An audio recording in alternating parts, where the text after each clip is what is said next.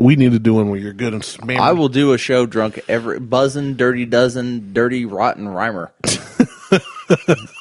that should have been our intro. That is Eminem. I can't take credit for that. That's D12. You're getting loose. I'm getting feeling good. Feeling loose like a goose. Tell me you're recording this. I'm recording the best a man can get.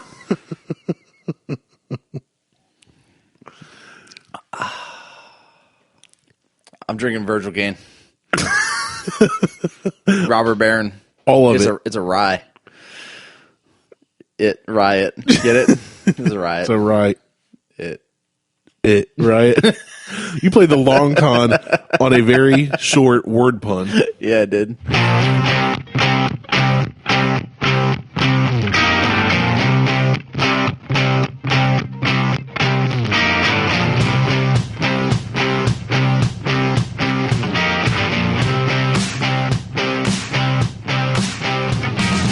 Welcome to the Buckhorn Podcast. I am Martelle, and with me always is Randy. What up, Randy? What's up again? I am buzzing. You are. We decided to turn. We usually do one episode a week, and we decided to make it a twofer because my wife and the kids a topher. My wife and kids are at some haircutting party or something. Yeah. So Martelle decided after doing our last episode, he said, "I kind of feel a buzz. I'm feeling buzzing." So he decided to get another drink. Yeah. So this is like my third. You've had a few, yeah. You poured mine light because I drive, which is smart. Right. But you're staying home, so you poured yours pretty hefty last episode. Yeah, I did. And now it's 15 minutes later, and you got another. Yeah, I did. I got another one. And the funny thing is, folks have commented when we ask people to message us. I've had people text or message, Martelle has too, and they say, "We want you to do an episode totally drunk." Well, I'm not going to get drunk, and I'm not going to do one totally drunk. I'm not well, we can't function like I can't function normally. Yeah, well, I mean, pitter patter. Let's get at her. So that's from a show I've been watching this show called Letterkenny on Hulu, and I've seen some clips from it that were hilarious. And it's a Canadian show, which is weird to me. Nothing good ever came out of Canada, except for that and Corner Gas. Two sitcoms I got into, and when if you stand that back and look at them, they're not great shows, but I get hooked and they're funny. And pitter patter, let's get at her is one thing they said, and I just said it for the first time. Yeah, so. You did. The fact that in like a week I've gone through I'm on the sixth episode or sixth season now. Okay, so I've pretty much when I'm at home, play with the kids, do dinner, whatever. I put them to bed. I pretty much watch Letterkenny, and it is it's not a family friendly show. It sounds like a kids show. It's not. It's about this small town of 5,000 people. It's rurally Canada. How much have you had to drink? Not as much as you, but I can't. I've never been able to say. I can say rural, okay-ish, but it's kind of like saying like whoever invented the term lisp. Lisp. My name's Randy. I can say Randy. All my other R's, like if I have multiple R's in a word, it gets kind of confusing. But anyway, pitter patter, let's get at her. Pitter patter, let's go. I'll send you some clips from the show because some of them are hilarious and you would laugh. But people have been saying they want us to do an episode where we're good and buzzing, and I drive here and it's just not.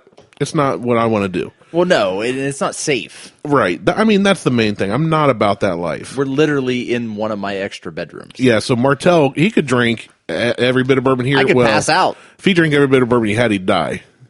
Yeah, you would pass out before you got to that's called half alcohol of your poisoning. Yeah. But he can drink till he passes out, and then I'll just get up and leave, and he can stop the recording when he comes to, I guess. Like 20 hours later. So you'll be snoring and burping and farting in your sleep. It'd be a great episode. So you guys are about to get an episode with Martelle slightly buzzed. Possibly. Yes. Yes, absolutely. So yes. Obviously it's the same day as our last episode. Are we? I mean, we are. They aren't. Right. You're having another Virgil Kane, a different Virgil Kane. Different one this time. I'm having some Robert Barron. You literally just said this one has some fat. Oh, man. I'm going to have to translate by the end of the episode. This is Virgil Kane what? Robert Barron. Robert Barron. Yes, it is a rye. and you had me I took a very tiny sip of this just to taste it. We'll go ahead and review it and rate it quickly. It's different. It's not corn. It's very different than the Roundhouse we had on last episode. It is a rye bourbon, and I like this one better than the Roundhouse. I spilled some on my console. Again, second episode, same day, spilled more bourbon. This time. More of it. He knocked the cup over, the fancy glass over, and proceeded to...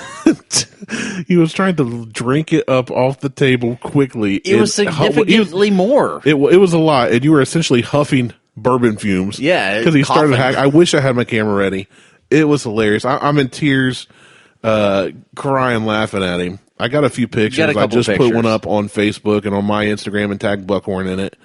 We'll have to repost that in 3 weeks. Yeah, exactly. When this show actually goes out. So how many donuts would you give that one? This one's more.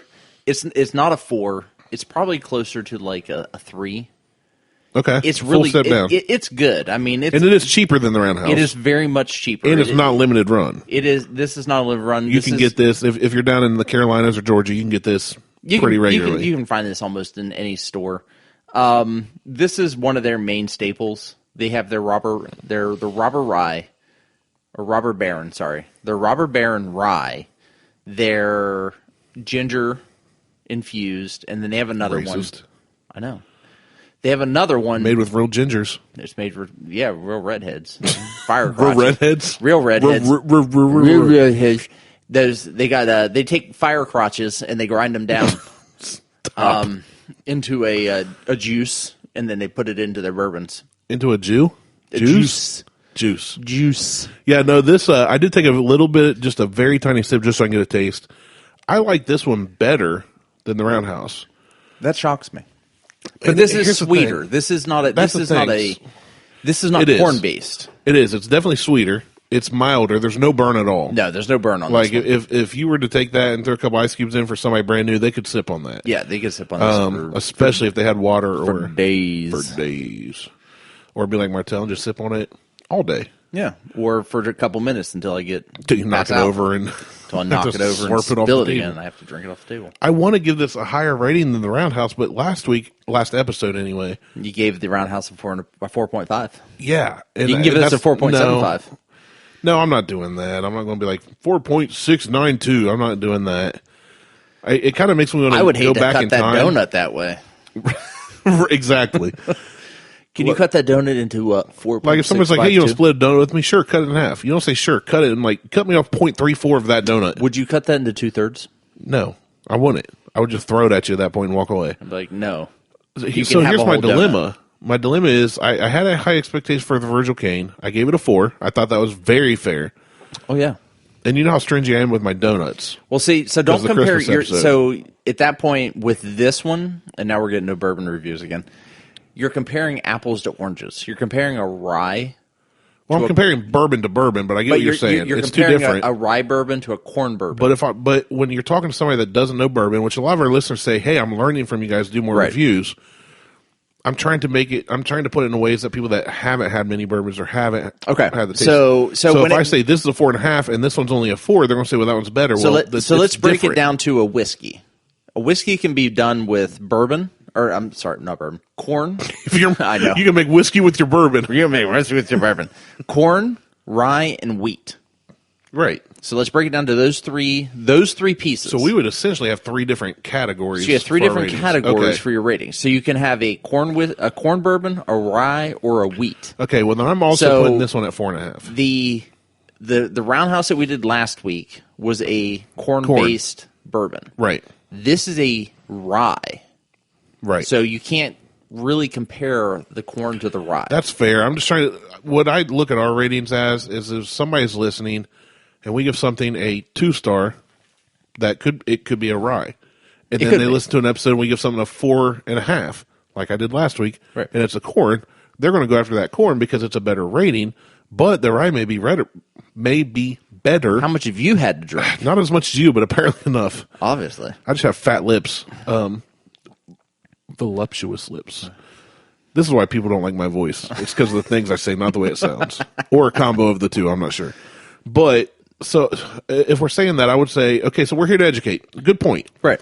The rye typically is a sweeter, smoother bourbon or whiskey. And some people to us, you're right. Some people say that it's not. Right. They believe the other way. Right. So Any it's like that I've ever cilantro. had. Cilantro, some people say tastes like soap. Yeah. I think cilantro tastes like soap. I don't think it tastes like soap. See, so I'm in a different camp on that So you're one. in a different camp on that one. So, and some people think But that I'd have rye, to sit here and try that to give a fair... I've never really thought of how cilantro tastes. I will go downstairs and get some cilantro after the show. We'll do shots of cilantro. We'll just chew on some cilantro after this. But rye, and some people think that that cilantro burns. That rye burns more than corn does. Okay, well I'm gonna say that I'm also giving this 4.5. Although I think it would be a better beginner bourbon. If somebody's going to get Virgil Kane that is not a bourbon connoisseur, I would recommend this over the Roundhouse, which is probably smart because they'll be able to get this before they get absolutely. the limited one Roundhouse anyway. Right. So, and this is also a cheaper price point. Right, it's You're cheaper. saving $20 on this stuff. So how much is this a bottle? It's like $29.99. Okay, so $30 a bottle. That's perfect. Yeah. That's just above Weller's. I would say it's every bit as good as Weller's, if not a little better. No, and Weller's is absolutely sweeter because it's a wheat. And I love Weller's. Wheat is not. It's so much better. I love Weller's. So, but but without making this another whole episode on just bourbon, I'd give that a solid 4.5 as well. But I give it a 4. I mean, a straight up 4. Yeah, out of the two, and you gave the Roundhouse a 5. I gave Roundhouse a 5. So you give this 4. Okay, that's fair. But so it's another good one. all the Virgil Canes I give between a 4 and a 5. Yep. I mean, and all the 2 bitches. Well, yeah, you've said that. Those are your benchmarks. Benchmarks. You have to. Virgil Cane and 2 bitch are my benchmarks. They're all between a 4 and a 5. If I make Jefferson's Ocean Voyage 3 my benchmark, then I have to compare everything to that. It was kind of dumb of me to do, I guess, but it's where I stand. I still stand by it.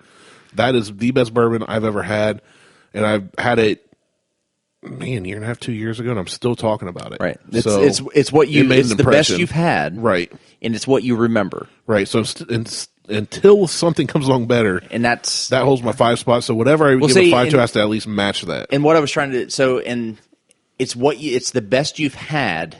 And when I say it's the best you remember, it's what you remember having. Right. So there may be never anything that ever comes along that ever beats that, because it's the best you've ever remember having. It's the best a bourbon can get. Right. In this case, I actually have the best that I've ever had downstairs. And until something better comes along in the Roundhouse or in any of the Virgil Canes or the 2 bitch. Yeah. But that Roundhouse is like your top of the line. The Roundhouse is it's your benchmark. Is my benchmark. And the 2 bitch, not benchmark whiskey, bourbon. Right. When we say benchmark, we mean the premier top of the top, creme de la creme, our favorites. And I don't have to go down. Yeah, and I don't have to go downstairs and get a glass of 2 bitch pack leader reserve. Yeah, because we haven't reviewed it on the show yet. Right. I can tell you right now that it's going to be a 5 for me. For me. Oh, okay. Like, I don't have to go down. I don't have to tell you that it's going to be a 5. Yeah. Like I've got, I think, a 3/4 of a bottle downstairs. I've had 2 glasses out of it, or 2 pours. You already know. I already know it's going to be a 5. I'm looking forward to it then. So, but it's going to be one of those things that it's going to be a 5 for me. It's one of my benchmarks. Right. I'm trying to get a bottle of Eureka Gold. I'm trying to. Here's one I haven't tried that a couple guys on the car forum we're talking about is Angel's Envy. Angel's Envy is fantastic. I've never had it. The sherry cask, which I had, it was $11 a pour from when KDB Kitchen Dining, whatever it was. It's the old Sega place up at Easton. Oh, okay, yeah. I went in there one day. We had a work function there, and I walked in and I asked the bartender, I'm like, what about the Angel Envy? He's like, it's $11 a glass. My first question out of his mouth was, how heavy is your hand? His response was, heaviest in the business. Okay. I said, all right. I said, give me 1 glass of Angel Envy. Give me another empty glass then on the rocks. Right. And a spoon. He looked at me confused. He gave me a glass of ice with Angel Envy in it all the way to the top. I mean, he poured it. I mean, it had to have been, it was a 3-finger pour. I stirred it for 2 minutes with the spoon, took all the ice out, put it in the extra glass, set everything aside. He understood at that point what exactly I was doing. I sipped on that for 3 hours. Wow. I made it last for 3 hours. That's worth $11. It cost me $11. When at the end of the day, it cost me $22. I gave him a 100% tip because after I took everything out, that glass was still full. Still good, yeah. It was still a full glass, and it was a rock tumbler. I mean, it was your standard, what you're holding, which people can't see, right? But it was a rocks tumbler. I mean, it was your standard rocks tumbler. Nice, and it was full. So now we reviewed that, and I want to give a review on this, which you said last night. Mm-hmm. That is my infinity bottle. And explain once again what an infinity bottle is. So an infinity bottle is when you have a decanter or you have an empty bottle and you take what would be your last pour or half of a pour or whatever is left in a bottle and you just dump it into another bottle and you start mixing things together. It becomes a combination of what you have left over. It's kind of like when you have like a week's, like on a Thursday night, nobody wants to cook, so you get half a pork chop from Monday night. It's your leftovers. Like some tater tots from Tuesday night. Like nothing matches, but it's all thrown together to make a meal. Right. So what you're drinking is Leadslingers Still Right Bourbon, 1792, Russell's Reserve Single Barrel, Buffalo Trace, Rabbit Hole, and Chivas Regal, all poured in on 11/26. And I think...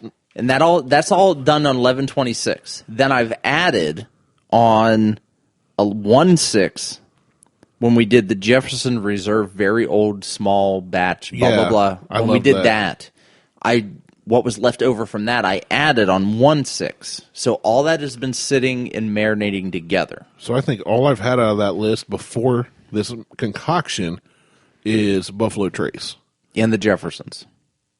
And the Jeffersons, yes, because we did the Reserve review. I forgot that. Yep. And that's the only time I've had Jefferson's Reserve. But it's an interesting concept because you would think a lot of people would look at some of those and say, I'd never mix those with any, you don't, Well, they're all bourbons, but except for the scotch. Right. Which, you're still talking, it's not like you're mixing like tequila and vodka. No.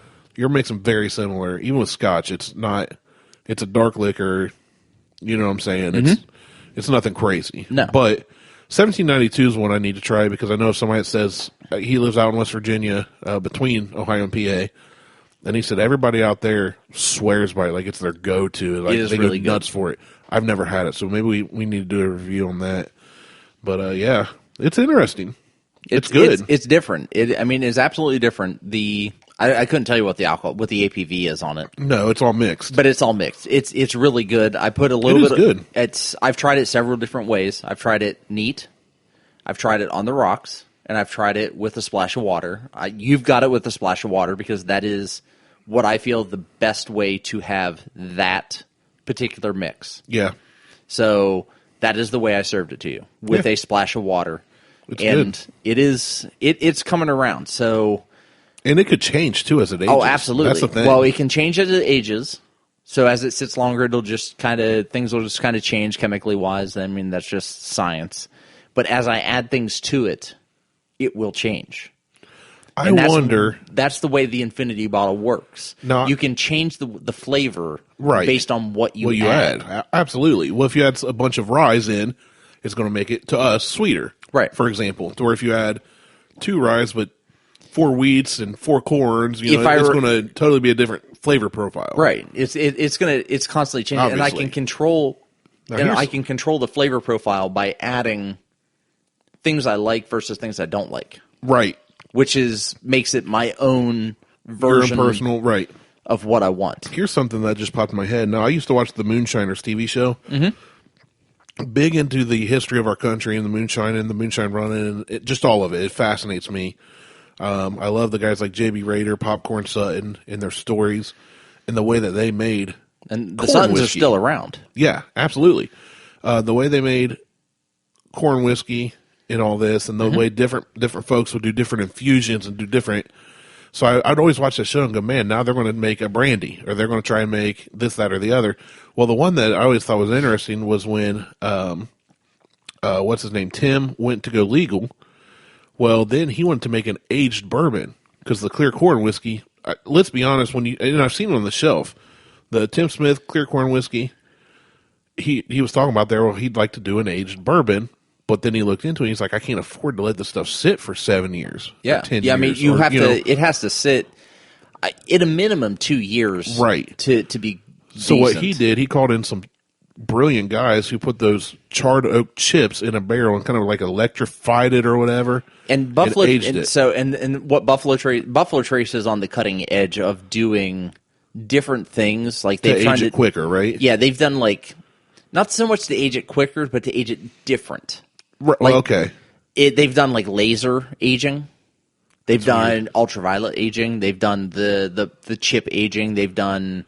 So they've done combinations of those things. Well, here's my thought. So they've done like weird aging technology to try to figure out how to get the same flavor profiles in shorter amounts of time. Right. Well, obviously, because if you can get it done quicker, you can get your money quicker. And that's why they've stopped putting aging profiles on the bottles. Right? Yeah, which drives me insane. I hate that. I want to know how long it's been sitting in the barrel. I absolutely hate that. And if you look it up, like ancient aged 10 star used to be aged 10 years. Well, they quit calling it. They still call it like 10 star, but it doesn't say aged 10 years anymore. It's aged 7 years now. But Eagle Rare is a minimum. Like so, Eagle Rare, for instance, is a minimum of 7 years. I think something like that. But it could be anywhere up to 10 year. So here's my thought, and I don't know how or if or why it would work or when it work. What if we did a separate Infinity bottle for you and I to try, and we got some oak chips or charred chips or something, just dropped in the bottle and just let them sit? We could try that. 6 months or a year later, put it in the window by the sun. I don't know. Like, would that enhance the flavor? Would it make it more oaky, more? I don't know. I don't know if we would have to actually put it outside. Okay, I mean that's fine either way. It's not so much the barrel has it's something the weathering to do with, it's and the weathering, it's the temperature, and cold fluctuation. Exactly. And that's why you can't make Kentucky bourbon everywhere. Right. So Kentucky, you can't make them like the Caribbean where St. Lucie, you say it's always 80. Right. It's always 80. It wouldn't age the right way. No. If you had a barrel house, it wouldn't age the same. Right. That's what I mean. I wouldn't say the right way. It wouldn't age the same. Well, I'm saying to be Kentucky bourbon, it wouldn't age the same to be a Kentucky bourbon. That has to do with the water and right. It has to do with a lot of things. So, like the rick houses are, the first floor may not be the same as the third floor. Right, we've talked about that before. So, because there's a temper variance between the third floor and even though it may be negative 20 outside. Well, the third floor and then the barrel on the bottom will be different from the barrel on the top of the rack on the first floor as the barrel on the bottom as the barrel on the top. So we should experiment with this. It's a whole science thing. Like we would have to. It's like we could put a bottle in the shed. We could put a bottle. We should do like a little mini greenhouse. But we would have to get mini barrels and then test.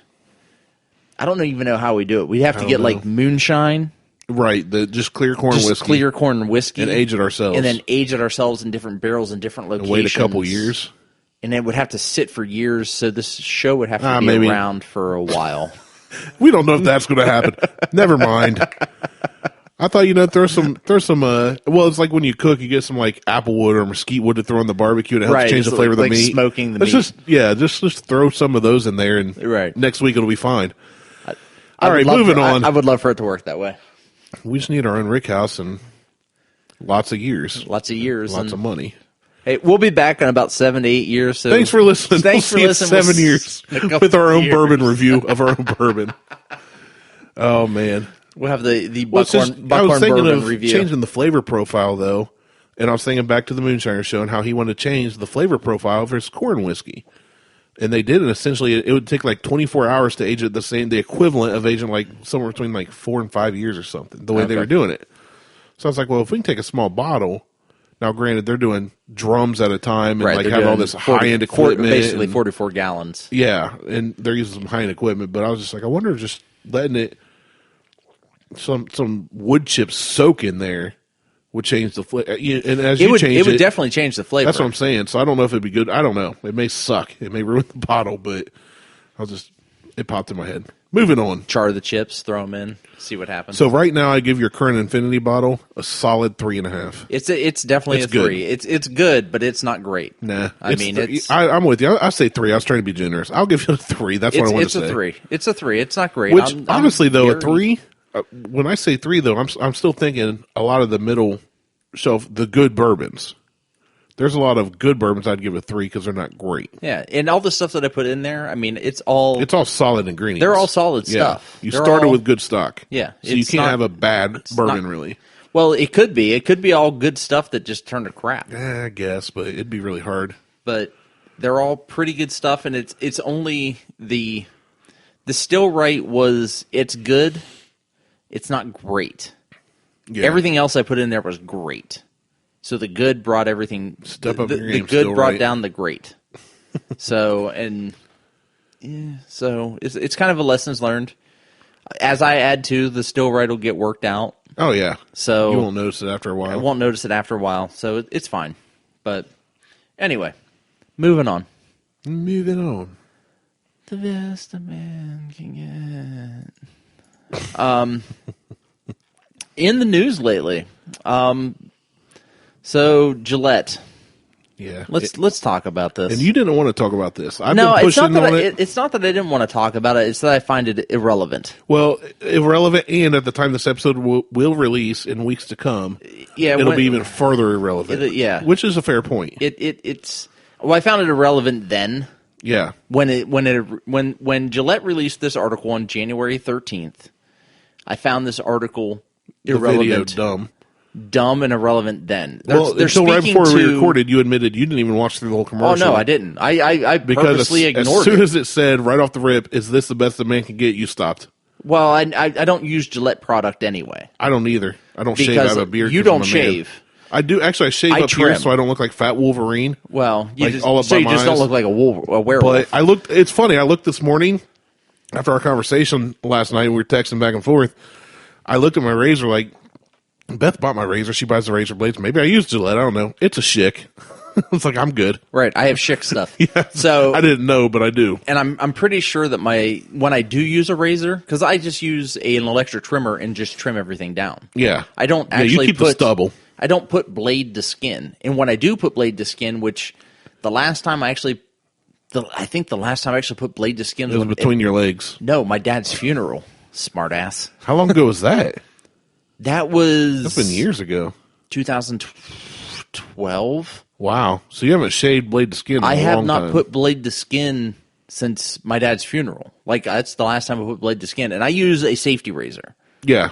The old school style. I use old school. And my safety razor is from the 1940s. It's my grandfather's safety razor. Shut up. That's awesome. I have 2 of them. I have 2 antique safety razors. They still make them. You go to Walmart and get a safety razor. Yeah, you can, but they're not the same. I know they're not the same, but they're better than a disposable or a Gillette or a Schick. Absolutely. Even. My sister uses a safety razor when she shaves. When she shaves her legs. More manly than most guys. And she is a butch ass bitch.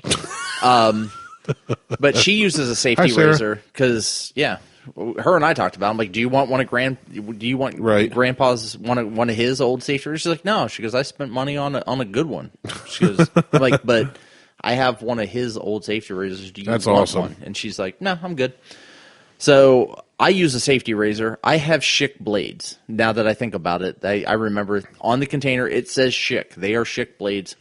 I don't use Gillette blades. So really, we have no dog in the fight because we never used them to begin with. Yeah, I don't use Schick anything, or I don't use Gillette anything. I don't use their shaving gel. I don't use.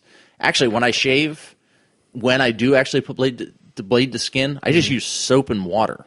Yeah, sometimes I don't even use soap. There was a point where I was actually dry shaving. Like when I was getting ready, there was a point in my life when I was getting ready to move to Florida. If I hadn't gotten a job at Nationwide that led me to where I am today, Liz and I were moving to Florida, and I was joining the military. That was before you had kids? That was before we had kids. That was a while ago. So it was a long time ago.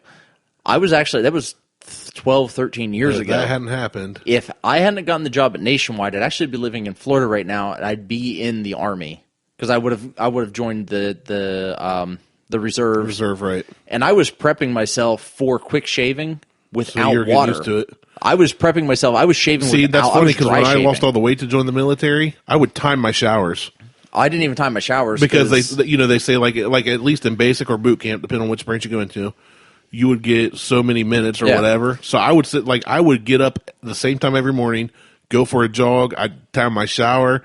I would shave. I didn't shave my whole facial hair off, but I was doing a lot of that too. So I get what you're saying. I was dry shaving. Like there was no water involved. It was razor. Shave and get out. It was there was no. I wasn't even shaving in the shower. No, I was saying shaving, like you just shave real quick and I leave was totally dry. Dry. You know, get out of the way. Get out of the way. I was done. Like it was. There was no powder, no lotion, right? No water. It was straight Manly. razor to skin. Done. Like.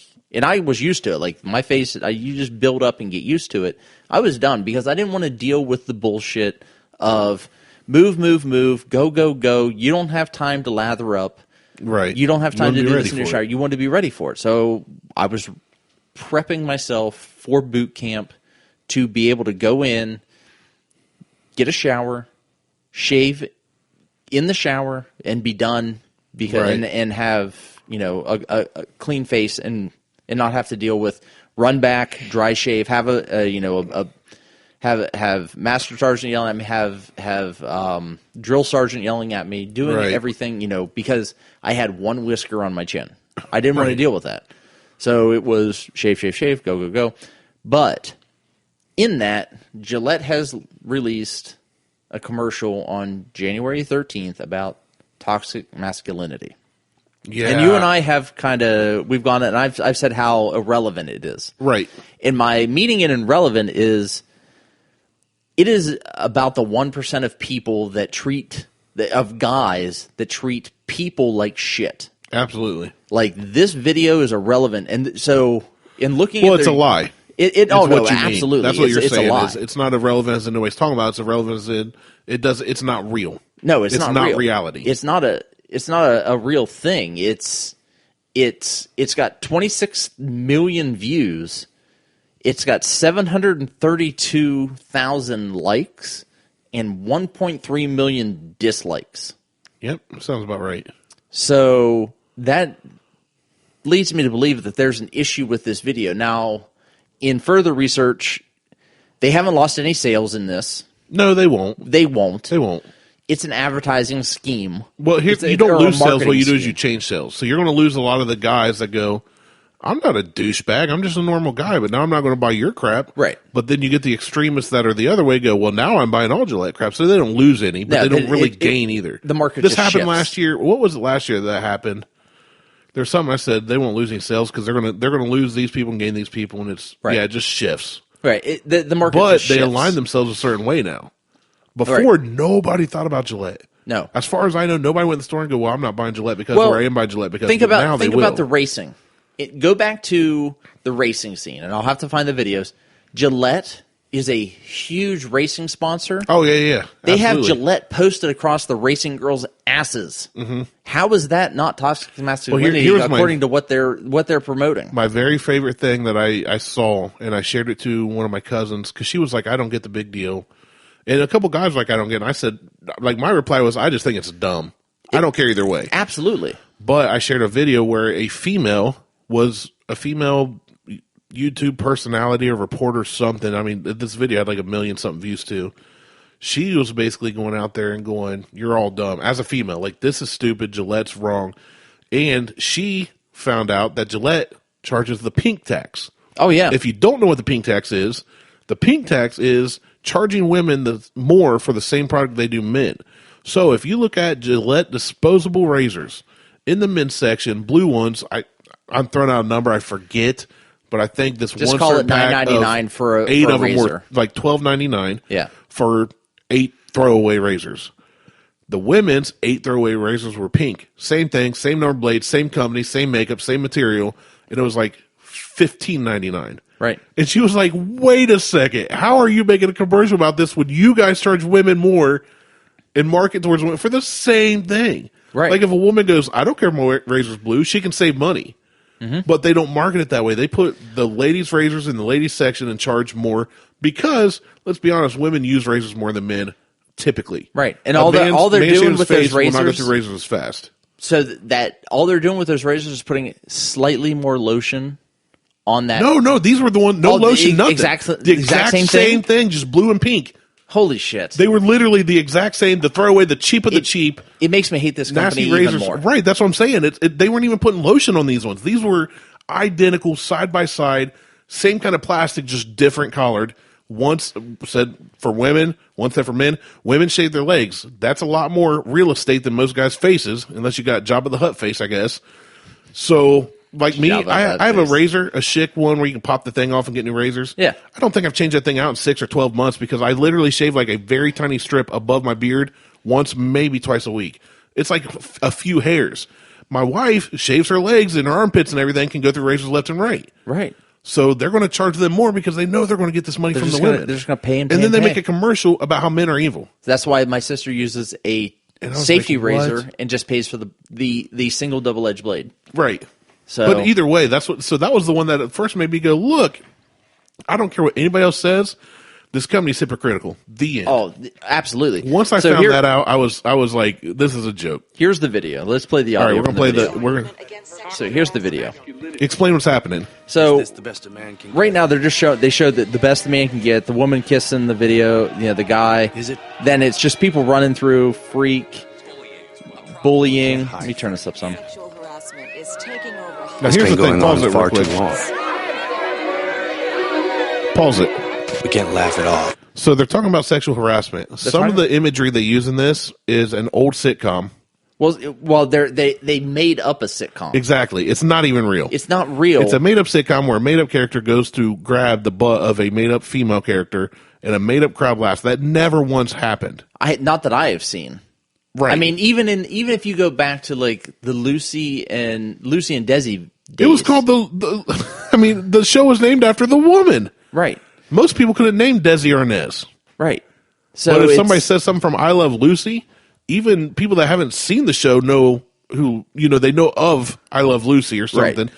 Nobody knows Desi Arnaz's name. And they show kids. They showed a kid jump through a movie screen and being chased by other kids. Right. So that was part of the whole thing, the bullying. Right. So they're calling that. Which anybody with good morals, man or woman, would stop a group of kids from beating up a kid. Absolutely. Period. All right. So let's go ahead. We're going to keep going through this.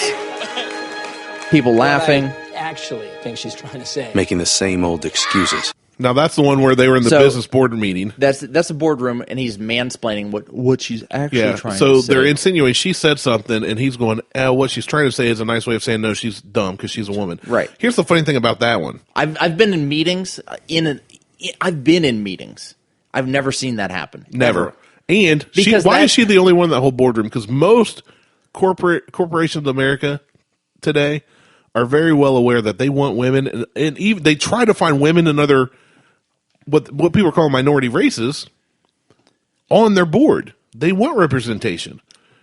I've never once sat in any corporate meeting and saw somebody do that to a woman. As a matter of fact, a few of the companies I worked for, the CEO were women. Right. So they were the ones that were like, no, you're dumb, sit down. My CEO is a woman. It's a woman? It's a woman. A whole woman? A whole woman. All the women. All the women's. My CEO is a woman. So that's a made up. No, I'm not saying that hasn't or can't or won't or has not in the past, whatever. I'm not saying that doesn't happen. But it's a very small percentage, I think. Right. All right. Keep going. Boys will be boys. Boys are wrestling on the ground. Right. Boys are wrestling, not fighting. Right. Wrestling. They're rolling on the ground. Right. Nobody's even throwing strikes. So we're doing toxicity, and there will be no going back. No going back. Because you can't go back. We believe in the best in men. Once you go back, you never go black. Men. All right. That's bullcrap. This is Terry Crews. Right. This is Terry let's Crews talk about this. standing in front of Congress claiming, now, whether it happened or not, I don't care. But a producer is not going to walk up to Terry Crews and grab his junk. No. I love Terry Crews. I think he's hilarious. But he cannot claim that a producer came up and grabbed his junk. Actually, I would say he can. Hold on. I would say he can. I'm going to take that back. I would say he can. But that producer has a shitload of balls to walk up to Terry Crews and grab his balls. Yeah. But, and that's the thing, they use this clip of Terry Crews that says men need to stand up to other men. But why didn't Terry Crews do something about that in the moment? Here's the thing. Do you know what he was talking about there? From what I read, and if I'm wrong, my bad. He was actually going there talking about how he's been harassed by both men and women Okay. Now, you look at somebody like Terry Crews. This dude's a giant. He's got the pecs that he can make bounce. You know, he's shirtless in all these Old Spice commercials, the longest yard and all this. Isn't that hypocritical? Chiseled. The dude's chiseled. Isn't that... No, it is. We've already established Gillette's hypocritical. Well, no, isn't Terry Crews doing the Old Spice commercials and the whole pec thing and blah, blah, blah, blah, blah, and isn't that hypocritical of what the toxic masculinity thing is? Oh, you're talking about like them using him when he's done all this... Right.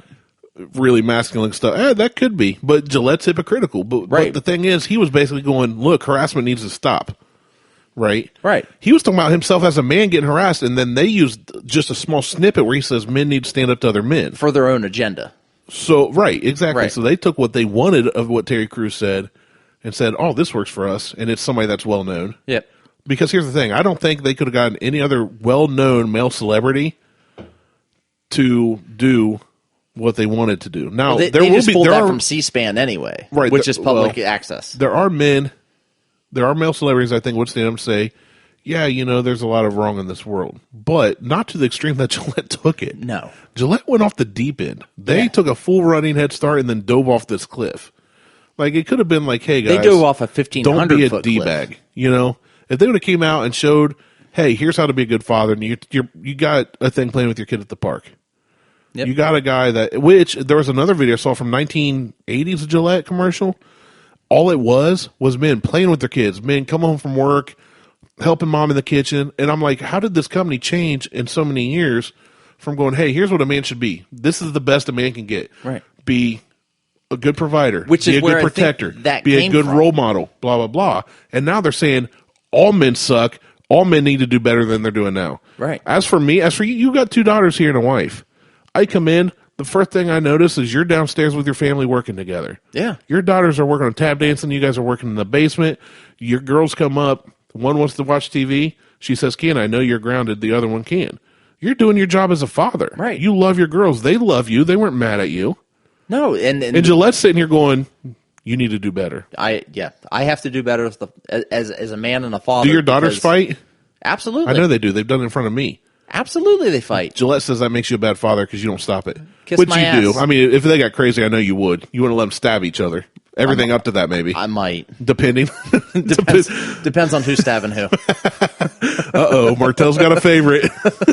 Not No, say but who. I mean, my point is, like, I've got a boy that's about to, in 10 days, well, from when to the day. He's about to get 5. He'll be 5. He's 5 now.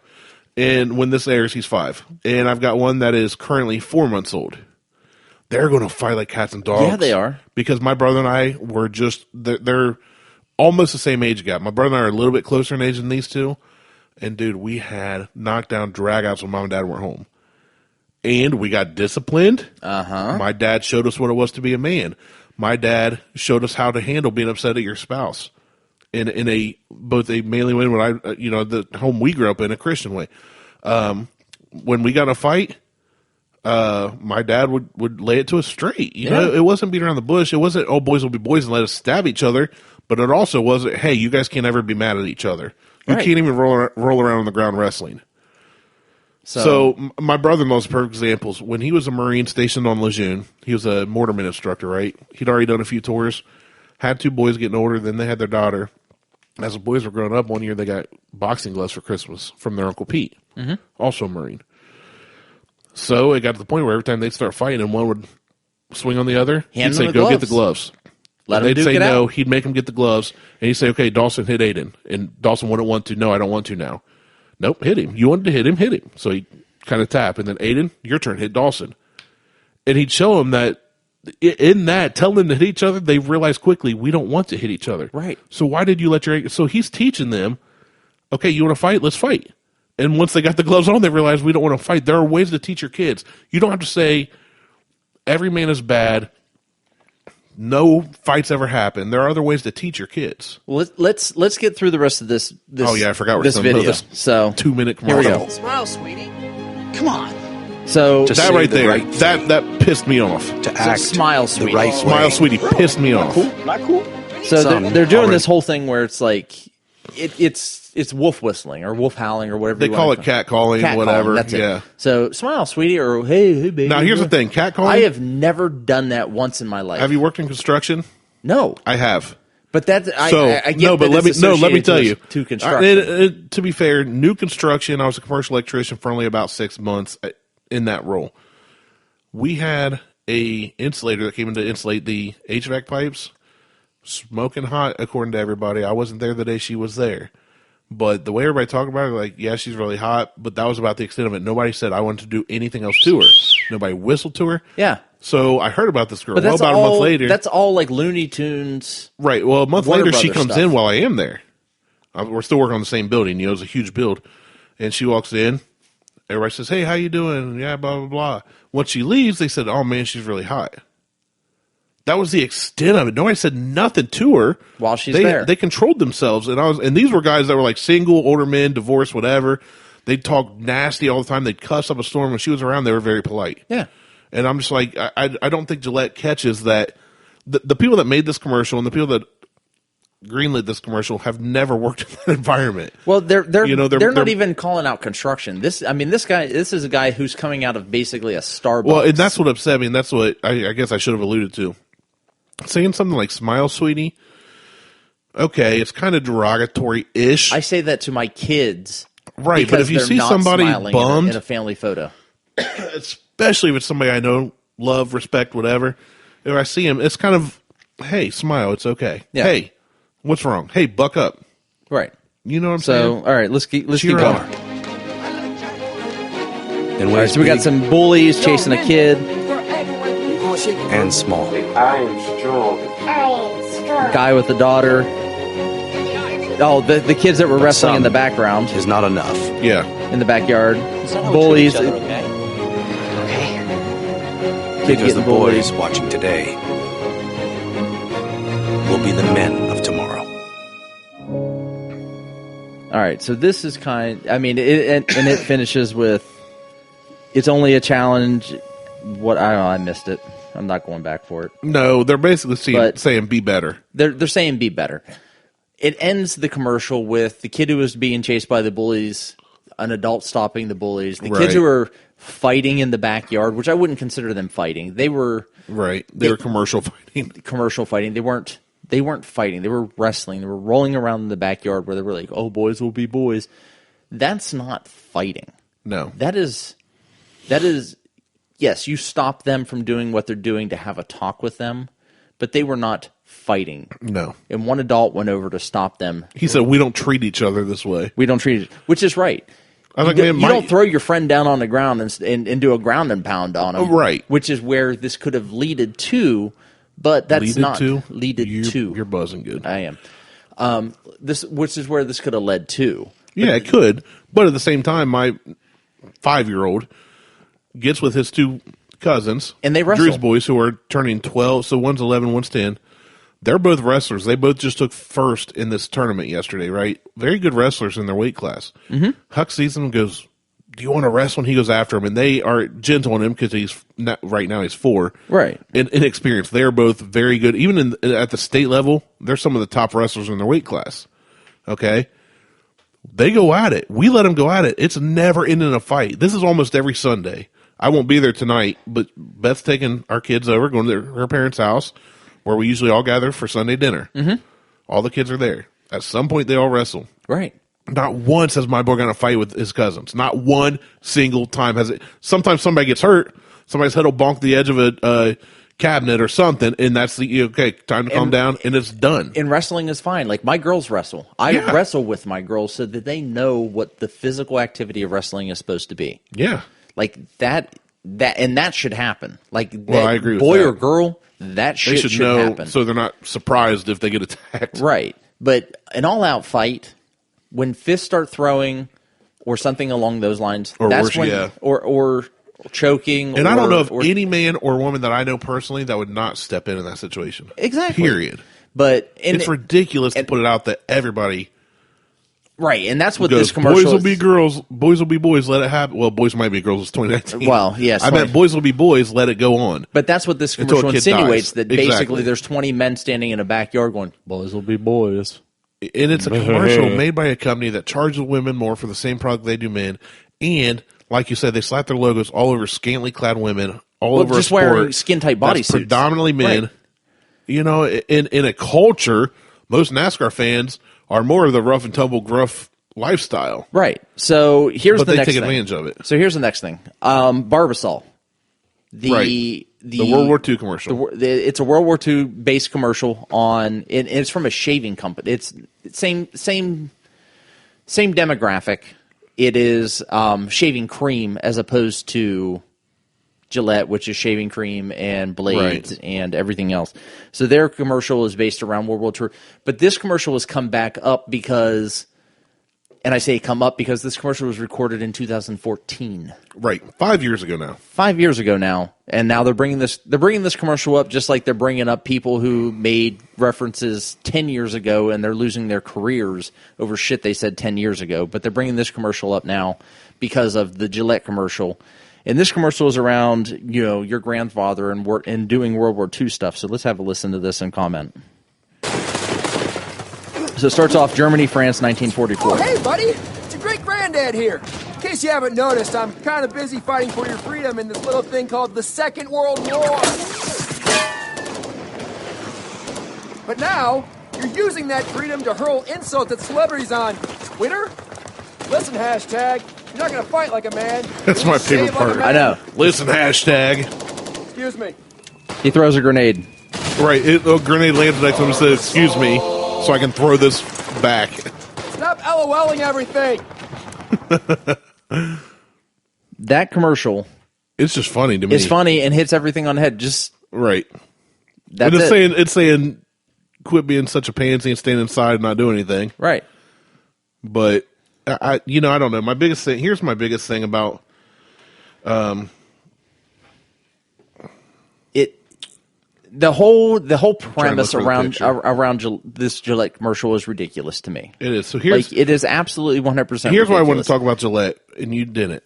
Well, it's not that like I said, it's not that I didn't. I just thought that from the beginning that it was irrelevant. And I agree. It is absolutely irrelevant to anything that's happening today, except for saying.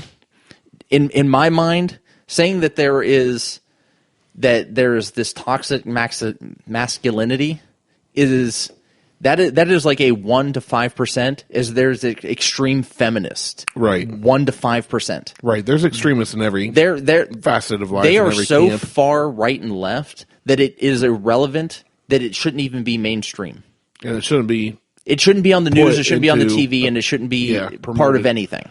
So here's a tweet that went out, and this is really what I talk about. It all boils down to the media with me. This tweet was put out January 22nd. We're still in the beginning of 2019. So January 22nd, this guy tweeted, 2019 has already provided three giant media hoaxes. The first one was conservatives triggered over Ocasio-Cortez dancing. What the hell is that? False. I don't even know what that is. Exactly. I've never even heard of that. Exactly. The second one, Trump ordered Cohen to lie about Trump Tower, Moscow. False.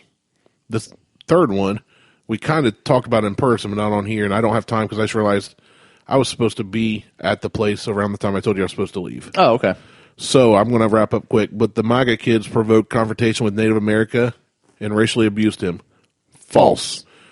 3 weeks, 3 false stories by the media, all proven false, and nothing has changed, and they're still reporting garbage. And that pisses me off. That chaps my cheeks to no end, and that's what I really want to talk about more than anything. All right. It's how the media's garbage. This Gillette commercial just kind of catapults it, too. It's hypocritical. It's complete trash. It does not belong. It shouldn't. They should not be allowed to do this because it's slander. It's garbage. I'm sure somebody will disagree, and that's fine. They can disagree all they want. Me that the amount of people that you personally know, you cannot say the majority of them act that way. You can call me an asshole, but I am not. I don't fall.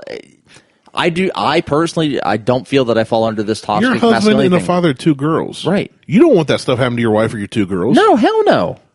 So but I'm a self-proclaimed asshole and a douche. And well, according to Aaron, I'm a douche, so I'll just take that as well. I get called all kinds of names, but my point is, this commercial is absolutely absurd, and then the media took the commercial and went, hey, everybody, look at this, so they could sell more headlines. Right. they're all trying to keep jobs in the media because, honestly, there's so many media outlets. Like back when it was just newspaper or just TV, it was limited. It was harder to It was to local, be. and then there was, this happened. Baby Jessica fell in the well. Yeah, but now it's so easy for anybody to go on and start anything. Right. It's like us doing a podcast. We talked last year, 200,000 new podcasts started last year. Right. And you're talking about doing another one on the side with a fitness one. Right.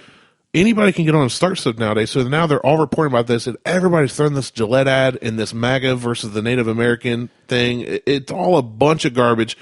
Quit sharing this crap on Facebook until you get the details. Quit spreading these lies. Quit feeding into it and letting them trick us. That's the whole thing. Like that's my biggest thing. So, quick talk's point on the MAGA kid. That whole thing, when that came out, I had people sharing that. It was not sharing it personally on my timeline, but I just saw it as I was saw it everywhere. Oh, this kid, he verbally abused this Native American, blah blah blah. I'm like, you know what? I'm going to hold back. I'm going to sit on this for a minute because this isn't the whole story. This cannot be the whole story. It wasn't. This kid from a high school field trip, which is what it was touted as, went off on a Vietnam vet. Which he wasn't. He was proven that he was a vet, but he was never in Vietnam, and he never left the States while he was in the service. I never went through. Like, I didn't go back further on that. I'm a very small part Native American, but I've got like call it a bleeding heart about the way the natives were treated, and are. So I was like, man, this dude. So I started looking into it because I wanted to make sure before I blasted this kid is the spawn of Satan that it's right. Well, no, they went back and looked at his DD-214. His DD-214 shows he also went AWOL multiple times. He never was in Vietnam. Well, there you go. He was always in the States. And I'm sitting there going, okay, I feel for Native Americans. He was in around either the beginning or end, but he wasn't even in like the actual like big conflict. And I went, as somebody goes, okay, I love Native Americans, but if one's a liar, you gotta call a spade. You can't go one side, not the other. Right. Which the lady that got ticked at me, I talked about last episode. Right. She stayed in her camp. Even when she was proven wrong, she stayed in her camp and kept calling me names. And I was like, listen, you've been proven wrong. If you don't want to admit that now and you want to call me a woman hater or all this other stuff that I've not mentioned anything of, that says way more about you than it does about me. Right. And that's where I left the convo. And this is the shit that drives me insane. So they basically, the media almost did destroy a kid's life. Oh, yeah. They were getting death threats. But his parents were getting threats. But at the same time, the chaperones that are there for this trip that they're on, and it was a private Catholic school, and they're there for an I think it was an anti-abortion protest anyway, which I have concerns about a school sending kids to an anti-abortion. But I don't think they sent them for that. Well, no, I think they did. Well, I'll have to reachsearch more of that and go later. But because I think I have friends that went to that same march. Okay. Anyway, that were there for that same march. So I kind of have issues with that anyway. High school kids being sent out to DC for that one thing. But then there was another group that incited that whole thing anyway that weren't even mentioned. So anyway, do your research, people. Make sure that what the facts that you have in front of you are what they are, the facts. Don't support companies, in my opinion, like Gillette. Jeanette, this one lady that lives in Westerville. That makes razors. Gillette. Like, Gillette they are hypocrites of the finest point. I mean, they're telling you not to do this, but then they're plastering their name all over women's asses at race cars, and they're doing this, and they're charging more for women's razors. And so, in my opinion, this podcaster's opinion, they're not the company I would support. Toxic masculinity as a definition from Urban Dictionary. Yes. What's Urban Dictionary say? Something that doesn't exist. Boom. Mic drop. Urban Dictionary. It is something that doesn't exist. First definition. Man, stop making up words. You toxic feminist. That is the sentence that's used. I wouldn't even condone that as a sentence, but the definition, something that doesn't exist. Bullying has been around for a while. Spousal abuse has been around for a while. Those are serious subjects that we're not going to touch today. Being an asshole towards women has been around for a while, but toxic masculinity, I don't think that's something that actually fabricated exists. By the media. Right. Quit buying into it. Quit buying into the bullshit. So with that,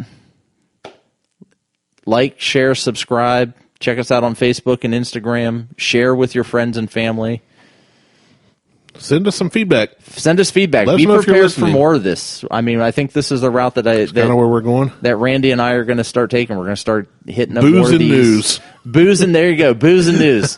Buckhorn Booze and News. I'm going to change the name of the show from Buckhorn Podcast to Buckhorn Booze and News. I'm going to get trashed, and Randy's going to make fun of me for licking the table. I did not make fun. I just found humor in. I've probably done worse. Anyway, share, like, subscribe, Facebook, Twitter, at Buckhorn Podcast, Instagram, at Buckhorn Podcast. Check us out. We will talk to you guys later. Peace.